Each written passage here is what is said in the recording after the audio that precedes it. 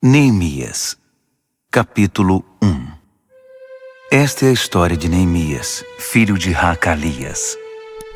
Era o mês de Quisleu do 20º ano, ocasião em que eu morava no complexo real de Suzã. Hanani, um de meus irmãos, tinha acabado de chegar de Judá com alguns judeus.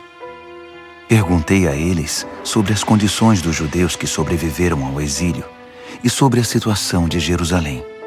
A resposta deles foi: a condição dos sobreviventes do exílio que ainda estão na província é péssima. Eles enfrentam muitas dificuldades. Os muros de Jerusalém continuam em ruínas e dos portões só restam as cinzas. Quando ouvi isso, sentei-me e chorei. Durante vários dias, a tristeza me dominou e fiquei sem comer nada, orando ao Deus dos céus. Eu disse: ó eterno Deus dos céus, Deus grande e tremendo, que és leal à tua aliança e fiel a todos os que te amam e obedecem aos teus mandamentos, olha para mim, ouve a minha oração. Presta atenção às súplicas que teu servo tem dirigido a ti dia e noite, intercedendo por teu povo Israel, confessando os pecados deles. Eu mesmo e meus antepassados estamos entre os que pecaram contra ti. Fizemos muito pouco caso de ti. Não obedecemos ao que nos ordenaste, ignoramos os teus mandamentos e desrespeitamos as determinações que deste ao teu servo Moisés. Lembra-te que alertaste teu servo Moisés dizendo: se vocês me abandonarem, eu os espalharei aos 4 cantos da terra. Mas se voltarem para mim e fizerem o que eu disser, reunirei todos os que estiverem dispersos, onde quer que estejam, e os trarei de volta ao lugar em que estabeleci meu nome. Eles são teus servos, o povo que libertaste de maneira poderosa e impressionante. Ó Senhor, ouve a oração do teu servo e de todos os que honram o teu nome. Permite que o rei concorde com o pedido que farei hoje. Na época, eu era encarregado de servir a bebida do rei. Neemias, capítulo 2. No mês de Nisã, no 20º ano do rei Artaxerxes, na hora de servir o vinho, fui levar a bebida ao rei como de costume. Eu nunca tinha ficado constrangido na presença do rei. Por isso ele me perguntou: você parece abatido? Não está doente ou deprimido, está? A pergunta me deixou ainda mais perturbado. Respondi: viva o rei! Como eu não estaria abatido se a cidade na qual todos os meus familiares estão sepultados está em ruínas e só restam cinzas dos seus portões? O rei perguntou: o que você deseja? Orando ao Deus dos céus, fiz o meu pedido. Se o rei está contente comigo e acha que sou um bom funcionário, dá-me permissão para ir ajudar até a cidade na qual meus antepassados estão sepultados, para que eu possa reconstruí-la. O rei, com a rainha sentada ao seu lado, disse: quanto tempo você precisa para realizar esse trabalho e quando estará de volta? Eu disse a data e o rei concordou com a minha ida. Depois eu disse: se o rei concordar, escreva cartas aos governadores do território a oeste do Eufrates, para que me deixem passar até chegar a Judá. Que o rei dê também ordens a Asaf, o encarregado dos bosques do rei, para me fornecer madeira para as vigas do complexo do templo, para os muros da cidade e para a casa em que vou me alojar.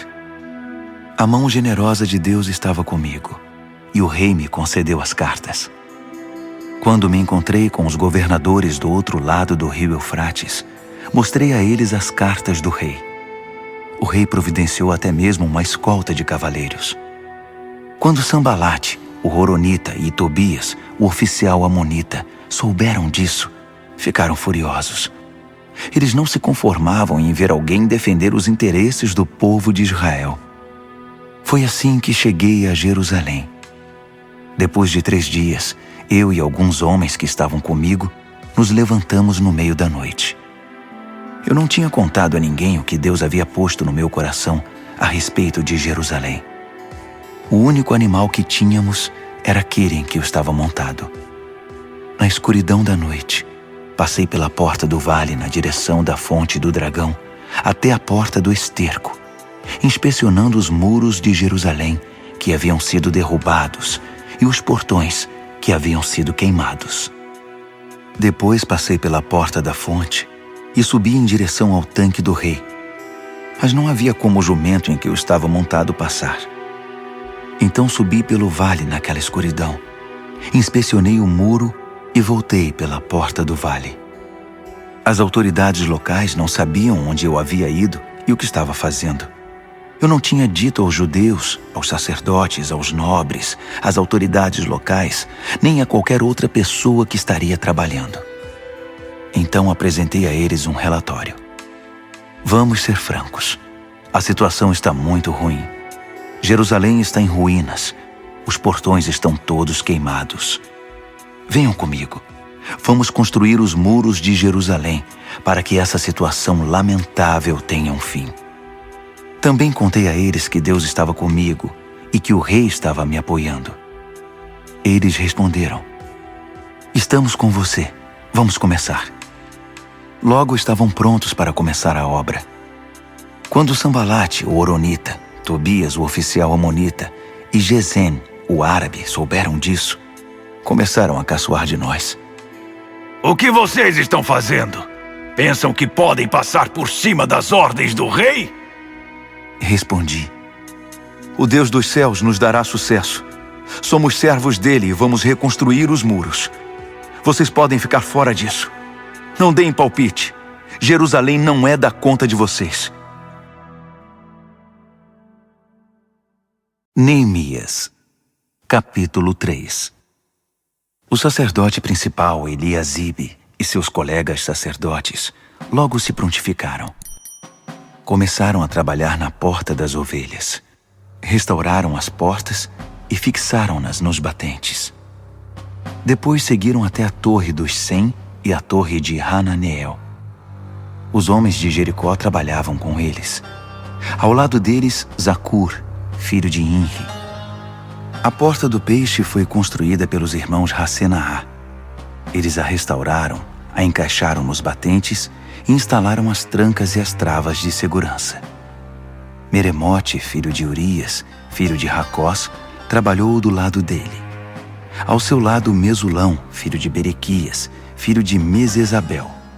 Depois, Zadok, filho de Baaná. Ao lado dele, os tecoitas, exceto os nobres que se recusavam a sujar as mãos. A porta de Gesana foi restaurada por Joiada, filho de Pazéia, e por Mesulão, filho de Besodias. Eles a restauraram, a encaixaram nos batentes e instalaram as trancas e as travas de segurança. O gibeonita Melatias, o meronotita Jadom e os homens de Gibeon e de Mispá, lugares que estavam sob a jurisdição do governador da província além do Eufrates, trabalharam com eles. Uziel, filho de Haraías, um dos ferreiros, trabalhou do lado deles, e ao seu lado Hananias, um perfumista. Eles reconstruíram os muros de Jerusalém até o muro largo. O trecho seguinte foi construído por Refaías, filho de Hur, governador da metade de Jerusalém. Ao lado dele, Gedaías, filho de Harumaf, reconstruiu a frente de sua casa. Atus, filho de Hasabneias, trabalhou do lado dele. Malquias, filho de Harim, e Hassub, filho de Paate-Moabe, reconstruíram outro trecho, que incluía a Torre dos Fornos. Ao lado deles, Salum, filho de Haloés, governador da outra metade de Jerusalém, trabalhou com suas filhas. A porta do vale foi reconstruída por Hanum e pelos moradores de Zanoa. Eles a restauraram, a puseram nos batentes e instalaram as trancas e as travas de segurança. Reconstruíram também 450 metros do muro até a porta do esterco. A porta do esterco foi reconstruída por Malquias, filho de Recabe, governador do distrito de Bet-Haquerem. Ele a restaurou, a pôs nos batentes e instalou as trancas e as travas de segurança. A porta da fonte foi reconstruída por Salum, filho de Col-Rosé, governador do distrito de Mispá. Ele a restaurou, a cobriu, a pôs nos batentes e instalou as trancas e as travas de segurança. Também reconstruiu o muro do tanque de Siloé, que fica no jardim do rei, até os degraus que descem da cidade de Davi. Depois dele, Neemias, filho de Asbuque, governador da metade do distrito de Bet-Zur, trabalhou desde o trecho diante do túmulo de Davi até o tanque artificial e a casa dos soldados. Em seguida estavam os levitas sob o comando de Reum, filho de Bani. Ao lado deles, Hasabias, governador da metade do distrito de Keila, representou aquela região. Depois, seus irmãos continuaram reconstruindo sob o comando de Binui, filho de Henadade, governador da outra metade do distrito de Keila. O trecho que se estende desde a subida do depósito de armas até a esquina do muro foi reconstruído por Ézer, filho de Jesua, governador de Mispá. O trecho desde a esquina até a porta da casa do sacerdote principal Eliasibe foi reconstruído por Baruque, filho de Zabai.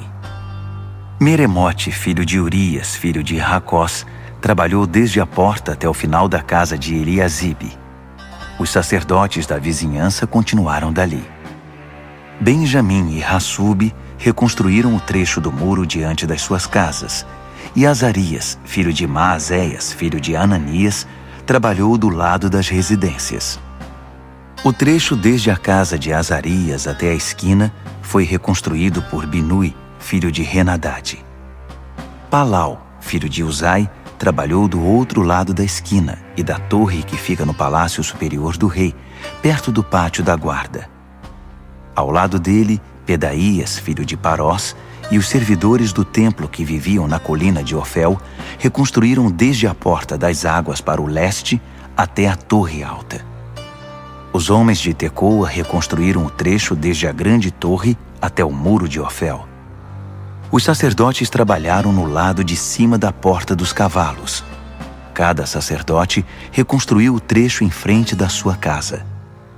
Depois, Zadok, filho de Imer, reconstruiu em frente da sua casa, e em seguida, Semaías, filho de Secanias, o guarda da porta oriental. Depois, Hananias, filho de Selemias, e Hanum, o sexto filho de Zalaf. Em seguida, Mesulão, filho de Berequias, reconstruiu o muro diante do seu galpão. O ferreiro Malquias reconstruiu o muro até o alojamento dos servidores do templo e dos comerciantes, desde a altura da porta da inspeção até a guarita da esquina. Os ferreiros e os comerciantes reconstruíram o trecho que fica entre a guarita da esquina e a porta das ovelhas. Neemias, capítulo 4. Quando Sambalate soube que estávamos reconstruindo o muro, ficou furioso e começou a difamar os judeus.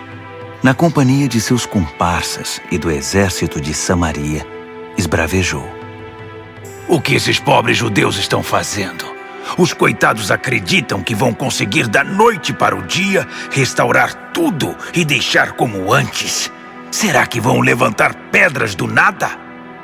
Tobias, o amonita, que concordava com ele, acrescentou: Isso mesmo. O que eles pensam que estão construindo? É só uma raposa subir no muro que ele desmorona. Neemias orou: Ouve-nos, ó Deus. Estamos sendo ridicularizados. Faz cair sobre eles essa zombaria. Que os inimigos deles os levem cativos como despojo para uma terra distante. Não perdoes a iniquidade deles. Não os absolvas do seu pecado. Eles estão insultando os que se dedicam à reconstrução. Continuamos a restaurar os muros, e em pouco tempo ele foi fechado até a metade da altura pretendida, porque o povo estava motivado para trabalhar. Quando Sambalate, Tobias, os árabes, os amonitas e os asdoditas souberam que a reconstrução dos muros de Jerusalém estava indo bem e que as brechas do muro estavam sendo tapadas, quase subiram pelas paredes de tanta raiva. Eles se uniram e resolveram atacar Jerusalém com a intenção de provocar o caos. Mas nós reagimos, orando ao nosso Deus e pondo guardas dia e noite para vigiá-los. Não passou muito tempo, começaram a dizer em Judá: os trabalhadores já estão cansados, ainda há muito entulho acumulado. É muito trabalho para nós, não conseguiremos terminar. Ao mesmo tempo, nossos inimigos diziam: eles não saberão quem os atacou. Quando menos esperarem, estaremos no pescoço deles e vamos matar qualquer um que encontrarmos pela frente. Com isso, a obra será interrompida. Os judeus que eram vizinhos deles alertavam: eles estão rodeando, daqui a pouco vão atacar. Ouvimos o aviso 10 vezes. Por isso posicionei guardas nos lugares mais vulneráveis do muro e organizei o povo por famílias, equipando-os com espadas, lanças e arcos. Depois de inspecionar tudo, chamei os nobres, os oficiais e os demais e disse: não fiquem com medo deles. Atentem para o Senhor, o Deus grande e temível, e lutem por amor de seus irmãos, seus filhos, suas filhas, suas mulheres e suas casas. Nossos inimigos descobriram que sabíamos de todos os seus planos e que Deus havia frustrado sua estratégia. Então voltamos ao trabalho no muro. A partir desse momento, metade dos jovens trabalhava, enquanto a outra metade fazia segurança com lanças, escudos, arcos e armaduras. Os oficiais militares garantiam em Judá a proteção de todos os que se dedicavam à reconstrução do muro. Os construtores trabalhavam com uma ferramenta numa mão e seguravam uma lança com a outra. Cada um dos construtores trabalhava com uma espada na cintura. Ao meu lado ficava um moço que, se fosse preciso, tocaria a trombeta para fazer soar o alerta. Um dia falei aos nobres, aos oficiais e aos demais: há muito trabalho ainda, e estamos muito espalhados ao longo do muro, distantes uns dos outros. Quando ouvirem o som da trombeta, juntem-se a nós. O nosso Deus lutará por nós. Assim continuamos trabalhando, desde o nascer do sol até o anoitecer, a metade de nós armada. Também instruí o povo: cada pessoa e seu ajudante devem permanecer dentro da cidade. Durante a noite, servirão de guarda, e de dia trabalharão na construção. Dormíamos todos vestidos, eu, meus irmãos, meus trabalhadores e os guardas que nos protegiam. Ninguém largava sua lança, nem para beber água.